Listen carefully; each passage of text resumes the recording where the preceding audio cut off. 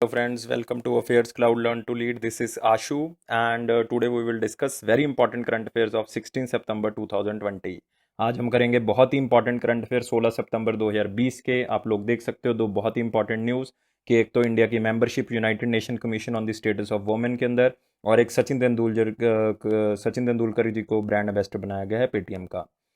तो उससे पहले कि हम स्टार्ट करें, एक दो चीज़ें मैं आपके साथ डिस्कस करना चाहता हूँ। वो है हमारी सब्सक्रिप्शन के बारे में, और वो है करंट अफेयर्स क्लाउड का जो सब्सक्रिप्शन है पीडीएफ्स का, वो आप बाय कर सकते हो। हमारे चैनल पर विजिट करो affairs cloud slash current affairs, और साथ ही साथ जो है वहाँ पे सब्सक्रिप्शन का लिंक होगा, और बहुत ही मिनिमल कॉस्ट पे हम आपको ईयरली सब्सक्रिप्शन के साथ जो है वो करंट अफेयर प्रोवाइड कर रहे हैं।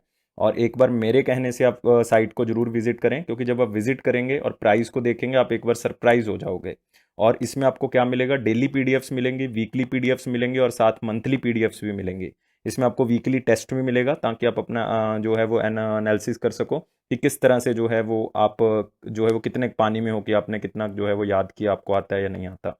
और उस भी मिनिमम पे मैं आपको 10% डिस्काउंट और ऑफर कर रहा हूँ कि आप मेरा कोड यूज़ करो ASH10, ताकि ज़्यादा से ज़्यादा बच्चे जो हैं वो मिनिमल कॉस्ट पे जो है वो करंट अफेयर्स को कर सकें।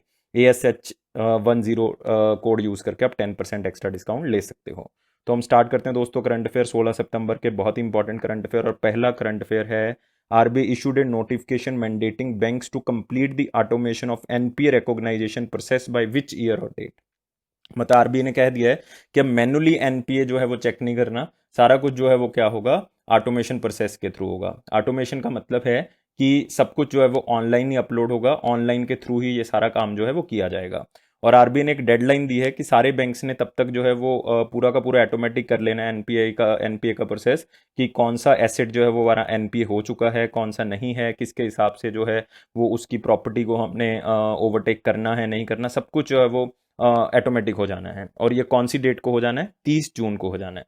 ये 30 जून इसलिए हो जाना है क्योंकि आरबीआई का जो फाइनेंशियल ईयर है वो स्टार्ट होता है 1 जुलाई से, और 30 जून तक रहता है। तो इसीलिए जो है वो ये कब तक होगा, 30 जून 2021 तक। याद रखना है 2021 तक है, और 31 जून है। ज़्यादातर बच्चे आंसर फिर भी लगा के आएंगे 31 मार्च 2021, इसलिए याद रखना है 30 जून 2021 तक है। ये क्वेश्चन आईबीपीएस के लिए बहुत ही ज़्यादा इंपॉर्टेंट है, जो आईबीपीएस का एग्जाम देंगे, और एसबीआई के लिए तो है ही इंपॉर्टेंट, तो याद रखना है दोनों के लिए। और अगर आप देखोगे यहाँ पे एनपीए रिकॉग्नाइजेशन प्रोसेस जो है वो फुली ऑटोमेट हो जाना है, तो कोई भी इसमें मैनुअल जो है वो नहीं होगा। आरबीआई के बारे में आपको पता ही है, आरबीआई 1935 में जो है वो बनाया गया था। जो पहली बार आ रहे हैं वो लोग नोट कर सकते हैं, और मुंबई में इसका हेडक्वार्टर है। गवर्नर आपको पता है शक्तिकांत दास हैं, और 4 डिप्टी गवर्नर इसके होते हैं। एक डिप्टी गवर्नर अभी है नहीं, क्योंकि वायरल आचार्य जी जो हैं उन्होंने रिज़ाइन कर दिया था। उसके बाद जो है एक पोजीशन खाली पड़ी हुई है। एक हैं डिप्टी गवर्नर जो हैं वो कनगो जी हैं, एक महेश कुमार जैन जी हैं, और एक हैं हमारे पास पात्रा जी। तो इस तरह से आपने 3 जो है वो याद रखने हैं। तो आप देख सकते हो, RBI issued circular advising banks to switch the automatic identification of non performing assets, की अपने आप ही जो है वो आइडेंटिफाई करेगा, अपने आईटी सॉफ्टवेयर ही ऐसा बना देना है जिसके थ्रू जो है वो अपने आप ही ऑटोमेटिक डिटेक्ट करेगा कि किसकी इंस्टॉलमेंट नहीं आई, अब इसको एनपीए डिक्लेयर करना है। मतलब बैंक के हाथ से वो छीन ले, मैनुअली जो है वो चीज़ छीन ली गई है, ताकि उसमें कोई आप कह सकते हो कोई करप्शन ना हो सके, तो उससे जो है वो खत्म कर दिया। तो non compliance suitability supervisory action would be initiated against the concern bank. अगर वो नहीं करते 30 जून तक, तो उनके खिलाफ एक्शन जो है वो लिया जा सकता है। तो ये बहुत इंपॉर्टेंट हो गया आईबीपीएस एग्जाम के लिए। नेक्स्ट आते हैं, which countries are elected as members of the United Nation commission on the status of women. तो सबसे पहले तो आपको ये जानना जरूरी है ये ऑर्गेनाइजेशन क्या है। United Nation commission on status of women, ये किसके अंडर जो है वो ऑर्गेनाइजेशन आती है दोस्तों, ये आती है यूनाइटेड नेशन का एक ऑर्गन है, दैट इज इकोसॉक। शायद आपने सुना होगा। ये है United nation economic and social council, ये यूनाइटेड नेशन की एक काउंसिल है, उसके अंडर ये ऑर्गेनाइजेशन काम करती है। बेसिकली इसका काम क्या होगा, तो नाम से पता लग रहा है स्टेटस ऑफ वुमेन है, तो इसका मतलब ये किसके लिए काम कर रहे हैं, जेंडर इक्वालिटी और एम्पावरमेंट ऑफ वुमेन के लिए काम कर रहे हैं। तो ये इनकी मेंबरशिप जो है वो परमानेंट नहीं होती, बेसिकली स्पेसिफिक टाइम पीरियड के लिए दी जाती है। वो अलग अलग कंट्री के लिए अलग अलग हो सकती है, लेकिन जनरली जो है वो 4 साल के लिए होती है। जैसे इंडिया को भी जो मेंबरशिप मिली है वो 4 साल के लिए ही मिली है। तो एक कंट्री तो आपको पता लग गया इंडिया है, मतलब बी ऑप्शन तो क्या हो गया दोस्तों, आउट हो गया। इंडिया के साथ एक कंट्री को और मेंबरशिप मिली है, वो कंट्री कौन सी है, वो कंट्री है अफगानिस्तान। इंडिया और अफगानिस्तान दोनों को मेंबरशिप मिली है 4 साल के लिए। याद रखना आपने कौन सी ऑर्गेनाइजेशन की, United Nation commission on status of women, क्योंकि इंडिया जो है वो बहुत तरह के काम कर रहा है जेंडर इक्वालिटी के लिए भी और वुमेन एम्पावरमेंट के लिए भी, इसलिए जो है वो इनको ये सीट जो है वो यहाँ पे दी गई है। आप यहाँ पे देख सकते हो United Nation commission on status of women और इकोसॉक, that is economic and social council of United Nation, और इंडिया को जो है वो सीट यहाँ पे मिल गई है। तो आप ये भी कह सकते हो जो इकोसॉक की बॉडी है वुमेन इक्वालिटी की, तो उसमें सीट मिल गई है, तो एक ही बात है। तो ये इकोनॉमिक और सोशल काउंसिल के अंडर आता है, और ये status of women UN organ promoting gender equality और वुमेन एम्पावरमेंट के लिए काम करता है। इंडिया को 38 वोट्स मिले हैं, अफगानिस्तान को 39 वोट्स मिले हैं आउट ऑफ 54, मतलब टोटल मेंबर कंट्रीज कितनी होगी 34। और इंडिया जो है वो मेंबर रहेगा कितने साल के लिए, मैं पहले ही बता चुका हूँ 4 साल के लिए, 2021 से 25 के लिए जो है वो रहेगा। और इसी के बीच में आपको बताया कि इंडिया को जो है वो नॉन परमानेंट मेंबर की सीट भी मिली है यूनाइटेड नेशन सिक्योरिटी काउंसिल में, वो 2021 से जो है वो 2 साल के लिए इंडिया जो है वो यूनाइटेड नेशन सिक्योरिटी काउंसिल की नॉन परमानेंट सीट जो है वो हासिल करेगा, तो ये भी आपने याद रखना है। और यूनाइटेड नेशन जो स्टेटस ऑफ वुमेन है उसका आपने याद रखना है, हेडक्वार्टर कहाँ पे है, न्यूयॉर्क है। हेडक्वार्टर कहाँ पे, न्यूयॉर्क। नेक्स्ट न्यूज़ के ऊपर आते हैं दोस्तों। Prime minister Narendra Modi inaugurated 7 projects related to urban infrastructure in which state. कौन सी स्टेट में 7 प्रोजेक्ट्स रिसेंटली अर्बन इंफ्रास्ट्रक्चर के जो है वो नोट नरेंद्र मोदी जी ने जो है वो इनॉग्रेट किए हैं, तो आप मुझे बताओगे वो स्टेट कौन सी है। मैंने कल भी इस न्यूज़ को कराया था, अगर आप 15 सितंबर वाली न्यूज़ को देखोगे उसमें मैंने बताया था 3 प्रोजेक्ट्स पेट्रोलियम से रिलेटेड जो है वो इनॉग्रेट किए थे। तो वो प्रोजेक्ट कौन से हैं दोस्तों, वो हैं स्टेट बिहार के। 7 इंफ्रास्ट्रक्चर प्रोजेक्ट जो हैं वो स्टार्ट किए हैं बिहार के अंदर। ये स्पेशली मैंने न्यूज़ कवर की है बिहार स्टूडेंट्स के लिए, तो जो बिहार का एग्ज़ाम दे रहे हैं तो उनके लिए बहुत इंपॉर्टेंट है। और हमारी साइट को विजिट करो, आप 7 के 7 प्रोजेक्ट्स को देख सकते हो, क्योंकि बाकी बच्चों के लिए इतना ज़्यादा रेलिवेंट नहीं है, तो इसलिए इसमें सातों प्रोजेक्ट्स इंक्लूड नहीं किए हुए। अदरवाइज आप हमारी साइट विजिट करके देख सकते हो कि 7 प्रोजेक्ट्स कौन से हैं। लेकिन अदरवाइज अर्बन इंफ्रास्ट्रक्चर प्रोजेक्ट जो है 7 कहाँ पे लॉन्च किए, बिहार में। क्यों लॉन्च किए हैं, क्योंकि बिहार में बेसिकली दोस्तों क्या है, बिहार में इलेक्शंस हैं, इसलिए लॉन्च किया। तो बहुत ही फेमस फेमस है नेशनल पार्क्स हैं, अगर आप देखोगे सबसे फेमस तो है Valmiki national park. Valmiki national park Bihar के अंदर। एक है विक्रमशिला गंगेटिक डॉल्फिन सेंचुरी, ये बहुत इंपॉर्टेंट है, विक्रमशिला। विक्रमशिला यूनिवर्सिटी से भी नाम याद रख सकते हो, विक्रमशिला। नेक्स्ट एक हमारे पास है पंत वाइल्ड लाइफ सेंचुरी, राजगिरा वाले एरिया में आपको मिलेगी। Gautam Buddha wild life sanctuary है, वो आप याद रख सकते हो, नोएडा वाले एरिया के साथ लगती है। और एक बहुत ही फेमस भीमबंद, एक है भीमबंद वाइल्ड लाइफ सेंचुरी। ये सारी की सारी बिहार की हैं, तो याद रखोगे इसको। नेक्स्ट अगर आप देखोगे यहाँ पे प्राइम मिनिस्टर मोदी जी ने लॉन्च किया। नेक्स्ट आते हैं, एडीबी ने फिर से एक कंपनी, आप देख सकते हो फिर से एक बैंक, इंटरनेशनल बैंक है जो कि रेट कर रहा है इंडिया की जीडीपी कॉन्ट्रैक्ट करेगी 9%। तो मैंने कल भी आपको एक न्यूज़ में बताया था कि प्रोडिक्ट किया एस एंड पी ने भी प्रोडिक्ट किया था कि इंडिया की जीडीपी जो है वो 9% जो है वो क्या करेगी, कॉन्ट्रैक्ट करेगी। तो याद करना है कौन कौन सी ऑर्गेनाइजेशन का याद करना, मैंने आपको बताया था दोस्तों। और वो ऑर्गेनाइजेशन कौन कौन सी थी, एक तो थी एस एंड पी, याद रखना आपने। एक आपने याद रखना था एस एंड पी के साथ फिच, फिच याद रखना है। मूडीज़ का याद रखना है, मूडीज़ का, ठीक है। और आपने याद रखना है इंडिया के अंदर केयर का याद रखना है, क्राइजिल का याद रखना है, क्राइजिल का, ठीक है। और एक एनएसओ का याद रखना है, सबसे ज़्यादा उन्होंने प्रिडिक्ट किया था, ऑलमोस्ट 23% के आसपास था, 23 से थोड़ा सा ज़्यादा था। तो एनएसओ का आपने याद रखना है, ठीक है। ये ऑर्गेनाइजेशंस का याद बहुत ज़रूरी है, गोल्डमैन सैक का याद रखना है। तो ये अगर आप लिख लो एक कॉपी के ऊपर तो आपको बहुत ही ज़्यादा फायदेमंद होगा कि किसने कितनी कितनी कॉन्ट्रैक्शन, क्योंकि सबने कॉन्ट्रैक्शन ही बताई है, क्योंकि कोविड के कारण कॉन्ट्रैक्ट ही होगा, बढ़ेगा तो है नहीं, तो इसलिए जो है वो कॉन्ट्रैक्शन याद रखनी है। तो एडीबी एशियन डेवलपमेंट बैंक का 9% है। Next, which state signed MOU with the Small Industries Development Bank of India to develop its micro, small and medium enterprises ecosystem? अब देखो हर जगह पे जो एमएसएमईज हैं उनको प्रमोट करने की कोशिश की हो रही जा रही है। जैसे आपने आत्मनिर्भर पैकेज के अंदर देखा होगा, जो 20 लाख करोड़ का पैकेज था, उसमें भी सबसे ज़्यादा फोकस जो है वो किसके ऊपर किया गया, एमएसएमईज के ऊपर किया गया। इसके पीछे एक कारण है, वो इसलिए एमएसएमईज के ऊपर फोकस कर रहे हैं क्योंकि मैक्सिमम जो प्रोडक्शन है वो कौन से यूनिट्स करते हैं, यही करते हैं एमएसएमईज। तो इसीलिए जो है वो इनको दोबारा से उबारना, मतलब इनको किसी तरह से सपोर्ट प्रोवाइड करनी, ये काम जो है वो बेसिकली जो है वो बहुत ज़रूरी है, ताकि प्रोडक्शन के ऊपर कोई इफेक्ट ना पड़े और इंडस्ट्री जो है वो कोलैप्स ना हो जाए इस कोविड-19 के टाइम पीरियड पे।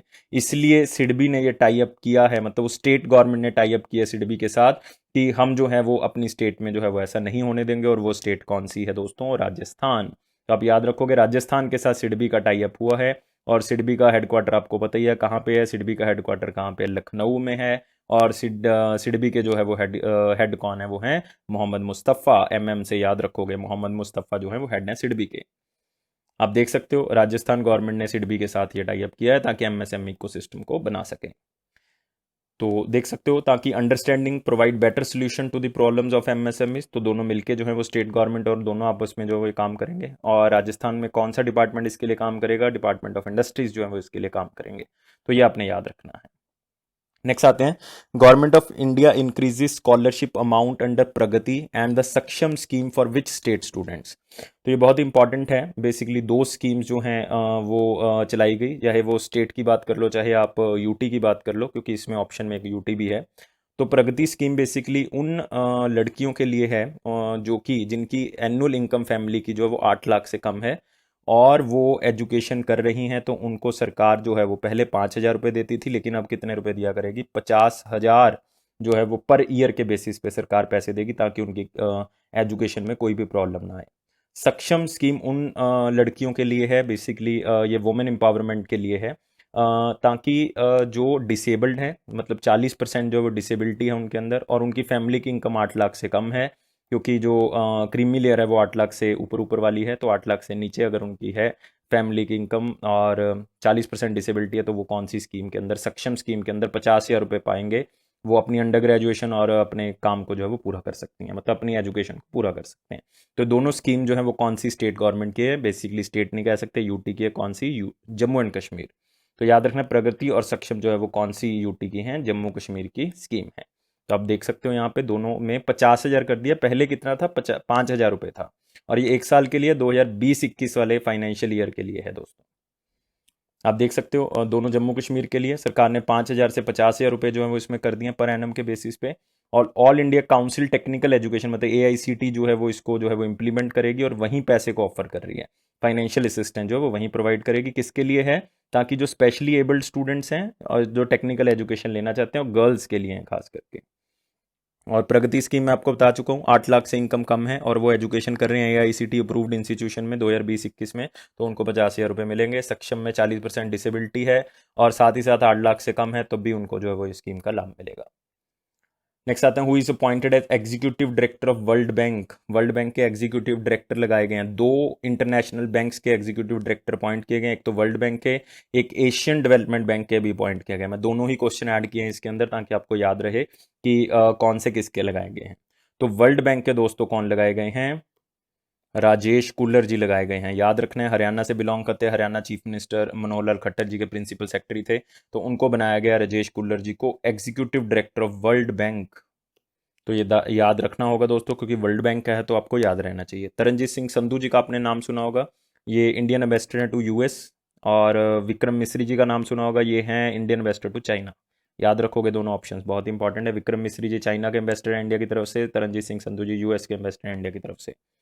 तो आप देख सकते हो राजेश कुल्लर जी, ठीक है, एग्जीक्यूटिव डायरेक्टर वर्ल्ड बैंक के। याद रखना है, याद रखना भी होगा और किसी भी तरह से इसको याद करना ही करना है। नेक्स्ट आ जाओ, who is appointed as executive director of Asian development bank. Asian development bank का भाई फटाफट मुझे बता दो एग्जीक्यूटिव डायरेक्टर किसको अपॉइंट किया गया, क्योंकि वर्ल्ड बैंक का तो आपको पता लग गया है। और अब आपने मुझे बताना है एडीबी का जो है वो किसको लगाया गया है। फटाफट लोगों आंसर बताओगे, सब लोग आंसर बताओगे, इसका कोई भी रहना नहीं चाहिए। आंसर जो है वो इसका क्या होगा दोस्तों? इसका आंसर है समीर कुमार खरे जी। सुमीर कुमार खरे जी, क्योंकि ये दोनों ऑप्शंस तो आउट ही हो गए थे, दो ही रह गए थे, एक तो हेमंत कुमार जी रह गए थे, एक सुमीर कुमार खरे जी रह गए थे। तो आंसर क्या होगा दोस्तों? सुमीर कुमार खरे। तो आप याद कर सकते हो SKK, SKK। तो शाहरुख खान ने याद करना, आपने याद करना है समीर कुमार खरे। तो समीर कुमार खरे जी को अपॉइंट किया गया। नेक्स्ट न्यूज़ नहीं है, बेसिकली जो है वो इन्फॉर्मेशन है कि ई संजीवनी पोर्टल और ई संजीवनी OPD, जो कि आपको पता है कि सेंट्रल गवर्नमेंट का एक आप कह सकते हो कि IT बेस्ड जो है वो एक एप्लीकेशन है, जिसके थ्रू जो है वो आप ऑनलाइन ही या अपने मोबाइल से ऐप डाउनलोड करके आप क्या कर सकते हो? डॉक्टर को दिखा सकते हो, मतलब आपको फिजिकली जाने की ज़रूरत नहीं। इसलिए नाम क्या दिया गया है इसका? ई संजीवनी OPD दिया गया है। मतलब आप ऑनलाइन ही डॉक्टर को जो है वो क्या कर सकते हो? दिखा सकते हो। That is e Sanjeevani OPD। तो इसमें एक इन्फॉर्मेशन ये है कि ये 23 स्टेट्स ने क्या कर लिया है? इम्प्लीमेंट कर लिया। तो धीरे धीरे करके पूरे पैन इंडिया में इसको किया जाएगा, क्योंकि ये स्टेट लेवल पे आता है। इसलिए जो है वो स्टेट का मंजूरी जो है वो बहुत ज़रूरी है। तो ई संजीवनी, और ई संजीवनी जो है वो डॉक्टर टू डॉक्टर है। डॉक्टर टू डॉक्टर अगर कोई सलाह लेनी है या कुछ और करना है। ई संजीवनी ओपीडी डॉक्टर टू पेशेंट है। ठीक है, ये याद रखोगे। ओपीडी आ गया मतलब डॉक्टर टू पेशेंट होगा, संजीवनी मतलब आपस में बात कर रहे हैं। तो ये दो पोर्टल्स किए गए। Which person honoured with euro money life time achievement award 2020? तो बताओगे दोस्तों क्या आंसर होगा। Euro money life time achievement award 2020 किसको मिला है? तो दोस्तों फटाफट आंसर बताओगे। बहुत ही इंपॉर्टेंट क्वेश्चन है, ये अवार्ड किसको दिया गया? और ये अवार्ड दोस्तों बैंक्स को रिकॉग्नाइज करने के लिए, बहुत ही अच्छे बैंकर्स को रिकॉग्नाइज करने के लिए दिया जाता है। और आंसर क्या है इसका? आदित्य पुरी जी। आदित्य पुरी जी मैनेजिंग डायरेक्टर हैं कौन से बैंक के? HDFC के। और इनको ये लाइफ टाइम अचीवमेंट अवार्ड दिया गया है यूरो मनी की तरफ से। और बहुत ही जल्दी आदित्य पुरी जी रिटायर भी होने वाले हैं, ऑलमोस्ट जो हैं वो एक महीने के बाद, मतलब ऑलमोस्ट 26 अक्टूबर, एग्जैक्ट डेट है 26 अक्टूबर 2020 को रिटायर हो जाएंगे। और नए MD HDFC के किसको लगाया जाएगा? वो लगाया जाएगा शशिधर जगदीशन को। लिख सकते हो आप नाम, शशिधर जगदीशन, JAGADISHAN, शशिधर जगदीशन, याद रखना है नाम आपने। इनको लगाया जाएगा, इसका मतलब याद रखना होगा HDFC के MD जो है वो किसको लगाया जाएगा? शशिधर जगदीशन जी को। तो आदित्य पुरी को लाइफ टाइम अचीवमेंट अवार्ड जो है वो दिया गया। Next, this is the first of its kind recognization for corporate leader from India. Otherwise ये बैंक्स को ज़्यादा दिया जाता है, तो बैंकर्स को कम दिया जाता है, लेकिन अदरवाइज दोनों की रिकॉग्नाइजेशन होती है। पहली बार 1992 में स्टार्ट किया गया था ताकि बैंक्स और बैंकर्स को रिकॉग्नाइज कर सकें। और साथ में आदित्य पुरी जी जो हैं वो एसोसिएट मेंबर भी हैं चार्टर्ड अकाउंट्स ऑफ इंडिया के। नेक्स्ट आते हैं, which Indian cricketer becomes brand ambassador of great learning? Great learning एक एजुटेक प्लेटफॉर्म है जिसमें जो है वो ऑनलाइन एजुकेशन के बारे में बताया जाता है। और ये ब्रांड जो है वो एक कैंपेन स्टार्ट कर रहा है जिसका नाम है पावर अहेड। और पावर अहेड के अंदर बेसिकली क्या होगा, इसमें लाइफ लॉन्ग लर्निंग के बारे में बताया जाएगा और किस तरह से क्वालिटी एजुकेशन जो है वो स्टूडेंट्स के करियर को एडवांस करने में हेल्प करता है। तो वो सारी चीज़ें जो है वो इसके अंदर बताई जाती हैं। तो इसका ब्रांड एम्बेसडर बनाया गया ग्रेट लर्निंग का विराट कोहली जी को। तो आप देखोगे यहाँ पे विराट कोहली जी को ग्रेट लर्निंग का जो है वो क्या बनाया गया? Brand ambassador. याद रखना है, ग्रेट लर्निंग का brand ambassador Virat Kohli. Next आते हैं, किसको पेटीएम फर्स्ट गेम्स का ब्रांड एम्बेसडर बनाया गया? वो भी क्रिकेटर हैं। तो पेटीएम फर्स्ट गेम्स का आपको पता ही है उसके बारे में, कि ये प्रमोट करेंगे फैंटेसी स्पोर्ट्स को, कि किस तरह से जो वर्चुअली जो है वो स्पोर्ट्स जो एक्टिविटीज़ हो सकती हैं, किस तरह से जो है वो गेम्स में जो है वो एक्साइटमेंट पैदा की जा सकती है ऑनलाइन भी। कबड्डी हो गया, फुटबॉल हो गया, बास्केटबॉल हो गया, तो ये भी पेटीएम फर्स्ट गेम्स का हिस्सा है। तो आपने बताना है सिंपली कि किसको ब्रांड एम्बेसडर बनाया गया। और god of cricket Sachin Tendulkar ji, उनको बनाया गया पेटीएम फर्स्ट गेम्स का ब्रांड एम्बेसडर। तो याद रखना आपने इसको, सचिन तेंदुलकर जी आप यहाँ पे देख रहे हो और उनको पेटीएम का ब्रांड एम्बेसडर बनाया गया। और आपने याद रखना, अगर स्पेसिफाई कर लिया गया तो आपने याद रखना है ये स्पोर्ट्स वाले सेक्शन के जो हैं वो बनाए गए हैं। नेक्स्ट आते हैं, SBI general insurance which bank signed corporate agency agreement? तो आपने याद रखना है ये एग्रीमेंट तभी होता है इंश्योरेंस और बैंक कंपनी के बीच में, जब इंश्योरेंस कंपनी अपने प्रोडक्ट्स को सेल करना चाहती है बैंकर्स के साथ, मतलब जो बैंक के कस्टमर हैं तब उसको सेल करना चाहती है। और एक क्वेश्चन मैंने आपको कल भी करवाया था, लाइक 14 की न्यूज़ देखोगे उसमें, सॉरी 15 की न्यूज़ देखोगे उसमें आप देखोगे कि सेम ही बैंक के साथ जो है वो ICICI लोम्बार्ड का भी टाई अप हुआ है, कि ICICI लोम्बार्ड भी अपने इंश्योरेंस प्रोडक्ट जो है वो इस बैंक के कस्टमर्स को बेचेगी। और वो आंसर क्या है दोस्तों? Yes bank. तो आप यहाँ पे देख सकते हो येस बैंक के साथ SBI इंश्योरेंस का टाई अप हुआ है ताकि वो क्या कर सके, SBI इंश्योरेंस अपने प्रोडक्ट्स को बेच सके। इसी के साथ याद रखना है ICICI का, ICICI लोम्बार्ड भी इसी बैंक के साथ टाई अप कर चुकी है। नेक्स्ट आते हैं, most important day of the year. तो ये तो आपको दोस्तों याद रखना ही पड़ेगा, बहुत ही इंपॉर्टेंट है, नेशनल इंजीनियर डे। और किसके नाम से बनाया जाता है? ये मनाया जाता है मोक्षा गुंदर विश्वेश्वरैया के नाम से। 15 सितंबर को इसलिए मनाया जाता है क्योंकि 15 सितंबर को मोक्षगुंडम का जन्म हुआ था कर्नाटका के अंदर, इसलिए जो है मनाया जाता है। और बहुत ही बड़े इंजीनियर हैं, आप देख सकते हो। और सबसे पहली बार ये फर्स्ट इंजीनियर डे जो बनाया गया था वो बनाया गया था नेशनल लेवल पे 1967 से। और उसके बाद से जो है वो हम हर साल इसको बना रहे हैं, मतलब जो 2020 का वो 53rd इंजीनियरिंग डे है। 53rd इंजीनियरिंग डे है। इन्होंने करियर स्टार्ट किया था बॉम्बे गवर्नमेंट के अंदर, उस टाइम पे आप कह सकते हो कि ब्रिटिश गवर्नमेंट के अंदर था। पब्लिक वर्क डिपार्टमेंट के अंदर इन्होंने काम करना स्टार्ट किया था। फिर ये अलग अलग जगह पे काम किया इन्होंने एज ए चीफ इंजीनियर। इन्होंने हैदराबाद, मैसूर, महाराष्ट्र और उड़ीसा के अंदर काम किया है। और बहुत ही फेमस रहे हैं बिकॉज ये मैसूर के अंदर जो है वो काम करते थे। लाइक मैसूर के जो राजा थे उनके दीवान रह चुके हैं, उनके अंडर इंजीनियर रह चुके हैं। तो इनको फादर ऑफ मॉडर्न मैसूर भी कहा गया है क्योंकि इन्होंने ही ऑलमोस्ट सारा डिज़ाइन जो है वो क्या किया था, तैयार किया था। तो ये बहुत ही इंपॉर्टेंट पर्सन है, तो याद रखना है मोक्षगुंडम विश्वेश्वराय जी। तो उनकी तरफ से जो है वो ये इंजीनियर डे सेलिब्रेट किया जाता है।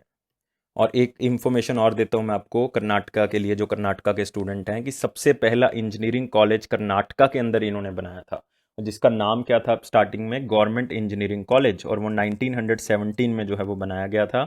और साथ ही साथ बाद में इसका नाम जो है वो चेंज कर दिया। जो आजकल आप नाम देखोगे वो क्या देखोगे, that is Visvesvaraya college of engineering. Visvesvaraya college of engineering, जो कि फर्स्ट इंजीनियरिंग कॉलेज है कर्नाटका का। इसका पुराना नाम याद रखोगे आप, क्या है, गवर्नमेंट इंजीनियरिंग कॉलेज। और जो आप एक डैम देखते हो, that is the Krishna Raja dam, Krishna Raja Sagar dam.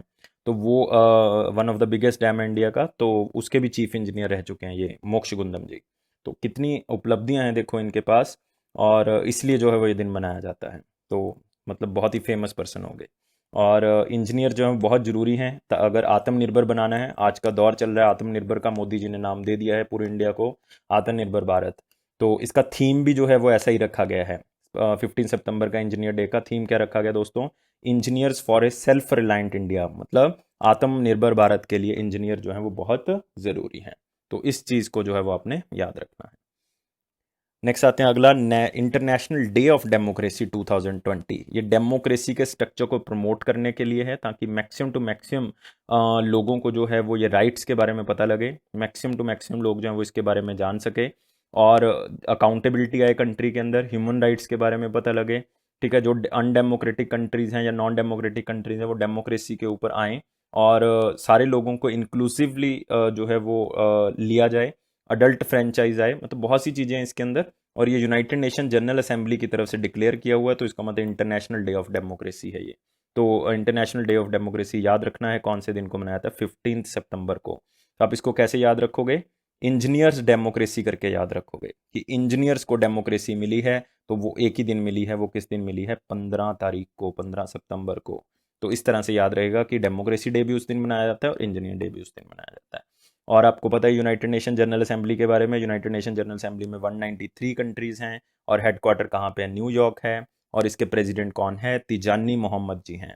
कौन है, तिजानी मोहम्मद जी, जो कि कहाँ से बिलोंग करते हैं, नाइजीरिया से बिलोंग करते हैं, अफ्रीकन कंट्री से बिलोंग करते हैं। नेक्स्ट क्वेश्चन आते हैं। बेसिकली ये क्वेश्चन नहीं है, ये एक न्यूज़ है। अगर आप महाराष्ट्र से बिलोंग करते हो तो आपके लिए ये क्वेश्चन भी है। तो तीन आप कह सकते हो कंपनीज ने जो है वो क्या किया है, टाई अप किया है। वो टाई अप किस लिए किया है, वो एक सेंटर ऑफ एक्सीलेंस जो है वो क्या करना है, बनाना है। वो सेंटर ऑफ एक्सीलेंस कौन सी स्टेट में बनाना है, महाराष्ट्र में बनाना है। और दोस्तों ये तीन कंपनीज कौन सी है, एक तो फ्रांस की है, ईडीएफ इसका नाम है, that is the Electricite de France. तो ये फ्रांस की कंपनी है। और I2EN, that is the International Institute of Nuclear Energy है। और इधर अगर आप देखोगे ये महाराष्ट्र के इंस्टीट्यूट है जिसका नाम है वीर माता जीजाबाई टेक्नोलॉजिकल इंस्टीट्यूट, वीर माता Jijabai technological institute, that is VJI institute. तो इसको याद रखना है VGTI को। तो इन तीनों ने एक एग्रीमेंट किया है कि हम न्यूक्लियर बेस जो है, मतलब न्यूक्लियर सेक्टर के अंदर एक सेंटर ऑफ एक्सीलेंस बनाने जा रहे हैं। तो इसको नाम क्या देंगे, centre of excellence in civil nuclear sector. तो इसको याद रखना है। तो न्यूक्लियर सेक्टर के अंदर एक सेंटर ऑफ एक्सीलेंस ये तीन कंपनीज बनाने जा रही हैं। बस आपने ये याद रखना है कौन सी स्टेट में बनाया जा रहा है, महाराष्ट्र में याद बनाया जा रहा है। तो ईडीएफ जो है मैं अब ऑलरेडी बता चुका हूँ, फ्रांस की company, international Institute of Nuclear Energy है ये। और ये आपके पास जो है वो महाराष्ट्र का एक इंस्टीट्यूट है। नेक्स्ट आते हैं दोस्तों अगला question, which state government launch backyard horticulture programme. ये भी बेसिकली बहुत ही अच्छा प्रोग्राम सरकार की तरफ से स्टार्ट किया गया। ये एक तरह का सरकार की तरफ से एक एक्सपेंडिचर किया जाएगा जिसको कहते हैं कैपिटल एक्सपेंडिचर। और इसमें क्या होगा कि इस एक्सपेंडिचर के अंदर, कैपिटल एक्सपेंडिचर वो होता है जिसमें आप खर्चा करो और बाद में आपको इनकम आनी स्टार्ट हो जाए, तो उसको हमेशा कहते हैं कैप एक्स। कैप एक्स का मतलब होता है कैपिटल एक्सपेंडिचर। तो बैकयार्ड हॉर्टिकल्चर मतलब आप बिल्कुल अपने घर के बैकयार्ड पे क्या करोगे, हॉर्टिकल्चर मतलब फ्लावर्स हो गए, फ्रूट्स हो गए, है ना, वेजिटेबल्स होगी, उसको क्या करोगे, पैदा करोगे। और जितनी आपको घर पे ज़रूरत है उसको यूज़ कर लोगे, बाकी आप क्या करोगे, सेल करोगे। तो इससे क्या होनी स्टार्ट होगी, आपको इनकम होनी क्या हो जाएगी, स्टार्ट हो जाएगी। तो ये कहाँ पे स्टार्ट किया गया, कौन से जगह पे स्टार्ट किया गया दोस्तों, ये भी कहाँ पे स्टार्ट किया गया, जम्मू कश्मीर में। तो आप देख सकते हो जम्मू कश्मीर में backyard horticulture programme under capex scheme जो है वो जम्मू कश्मीर डिस्ट्रिक्ट में स्टार्ट किया गया है, और जम्मू कश्मीर हॉर्टिकल्चर डिपार्टमेंट ने इसको स्टार्ट किया है। नेक्स्ट न्यूज़ बेसिकली आप कह सकते हो कि एक पिक्चर से हम करेंगे, लर्न फ्रॉम पिक्चर है ये। और चाइना ने जो है वो 9 सैटेलाइट जो है वो लॉन्च किए हैं, कहाँ से, जो उनका शिप के ऊपर जो है, मतलब पानी के ऊपर जो शिप है वहीं पे जो है वो लॉन्चिंग सेंटर बना हुआ है। तो आपने याद रखना है कि ये चाइना 9 सैटेलाइट जो है वो इकट्ठे क्या करता है, लॉन्च करता है। और ये इनका शिप स्पेस सेंटर जो है वो कहाँ पे बना हुआ है, ये येलो सी के अंदर जो है वो बना हुआ है, येलो सी के ऊपर जो है वो बना हुआ है। तो 9 रॉकेट्स को इकट्ठा लॉन्च के, सैटेलाइट्स को बेसिकली इकट्ठा लॉन्च किया है। और बस इतना की जो है वो इसमें इंपॉर्टेंट है, अदरवाइज कोई ज़्यादा जो है वो इंपॉर्टेंट नहीं है। और इसमें अगर याद करना है तो आप कर सकते हो कि ये दूसरा ऐसा मिशन है जो शिप से जो है वो लॉन्च किया गया, अदरवाइज पहला था 11, that was HY2, that was the first sea launched rocket, ये पहला था। अदरवाइज अब 9 इकट्ठे कर दिए गए तो कोई खास इंपॉर्टेंट नहीं है। नेक्स्ट आते हैं आगे, फिर से एक न्यूज़ है, एस्ट्रोनॉमर्स को एक स्पॉट मिला है, साइन मिला है कि माइक्रोबायल लाइफ जो है वो वीनस के क्लाउड्स के अंदर जो है वो हमें कुछ साइन जो हैं वो मिले हैं। तो ये बहुत ही इंपॉर्टेंट न्यूज़ है दोस्तों, क्योंकि माना जाता था कि वीनस के अंदर एज सच नहीं रह सकते, बिकॉज आप कह सकते हो हॉटेस्ट प्लैनेट्स में से एक है, सन के क्लोजेस्ट भी है, तो रहना जो है वो यहाँ पे मुश्किल है। तो टीम ऑफ साइंटिस्ट ने ये अनाउंस किया है कि यहाँ पे एक फॉस्फीन नाम का रेयर मॉलिक्यूल जो है वो मिला है, जो कि माइक्रोबायल लाइफ जो है वो पॉसिबिलिटी यहाँ पे बताता है। तो फॉस्फीन का मतलब जो माइक्रोबायल लाइफ है वो यहाँ पे एग्जिस्ट जो है वो कर सकती है। तो इसलिए ये बहुत ही इंपॉर्टेंट न्यूज़ है कि वीनस पे भी जो है वो साइन मिला। कई बार एग्जामिनर बहुत र्यूड होता है, कोई ऐसा क्वेश्चन पूछ लेता है जो उसको जज जाए, तो वो पूछ सकता है कि वीनस के अंदर जो है वो कौन सा मॉलिक्यूल मिला है जिसके कारण लाइफ पॉसिबिलिटी मानी जा रही है। तो आपने याद रखना है वो कौन सा है, फॉस्फीन है। तो ये थी आज की न्यूज़, बहुत ही इंपॉर्टेंट न्यूज़ थी हमारे पास। अगर आपको ये अच्छा लगा और आप डेली ऐसी वीडियो चाहते हो तो प्लीज़ चैनल को सब्सक्राइब करें। और गाइस 300 लाइक्स चाहिए, आप लोग 300 लाइक्स जो है वो नहीं प्रोवाइड कर रहे हो, तो इसका मतलब हम डीमोटिवेट हो रहे हैं इस चीज़ से। तो मोटिवेट रहने के लिए ये लाइक्स बहुत ज़रूरी हैं, ताकि हम और तरह का कंटेंट आपके पास लेके आएँ, खास करके बैंकिंग स्टूडेंट्स जो बैंक की तैयारी कर रहे हैं उनके लिए बहुत ज़्यादा इंपॉर्टेंस है। हम और भी चीज़ें आपके सामने लेके आना चाहते हैं, like polity, history, economics, geography के कुछ क्वेश्चन आपके पास लेके आना चाहते हैं, बैंकिंग के कुछ क्वेश्चन आपके साथ डिस्कस करना चाहते हैं। और ये अफेयर्स क्लाउड का वादा है कि अगर आप वीडियोस और पीडीएफ को सब्सक्राइब करते हो तो एक भी क्वेश्चन हम आपके पेपर में हमारे नोट्स और वीडियो से बाहर से नहीं आने देंगे, ये हम गारंटी लेके चल रहे हैं। और ये हमारा वादा है कि आपका जनरल अवेयरनेस सेक्शन में आपका कॉन्फिडेंस भी साथ में बूस्ट होगा। और ये मेरा पर्सनली प्रॉमिस है कि अगर 1 महीने तक आप वीडियोस को लगातार देखते रहो तो अगले महीने में से आपको करंट अफेयर में दिक्कत आनी जो है वो ख़त्म हो जाएगी। सिर्फ वीडियो देखनी है, न्यूज़ को पढ़ना है थोड़ा सा, आपने रोज़ 1 डेढ़ घंटा, बस सिर्फ 1 डेढ़ घंटा भी छोड़ दो, सिर्फ 1 घंटा जो है वो न्यूज़ के ऊपर लगाना है। वो क्या करना है कि 15 मिनट के अंदर हमारी वेबसाइट से न्यूज़ को पढ़ना है, फिर वीडियो को देखना है, ताकि आपको कोई भी तरह की प्रॉब्लम ना आए। और फिर भी वैसे भी 1 महीने में आपको वीडियो 3 बार रिवाइज हो जाएगी। रोज देख रहे हो वो वाले करंट अफेयर, फिर वीकली वीडियो के अंदर वीकली रिवाइज हो जाएंगे, मंथली के अंदर फिर से रिवाइज हो, मतलब एक करंट अफेयर आपका 3 बार रिवाइज हो रहा है। तो ये बहुत ही इंपॉर्टेंट है गाइस, आप हमारे करंट अफेयर्स को सब्सक्राइब करें, बहुत ही मिनिमल कॉस्ट पे हैं। और उसमें भी आप जो है वो 10% एक्स्ट्रा डिस्काउंट डाल सकते हो, ASH10 कोड जो है वो आप यूज़ कर सकते हो, उसमें आपको 10% डिस्काउंट जो है वो मिल जाना है। Thank you for watching this video, take care.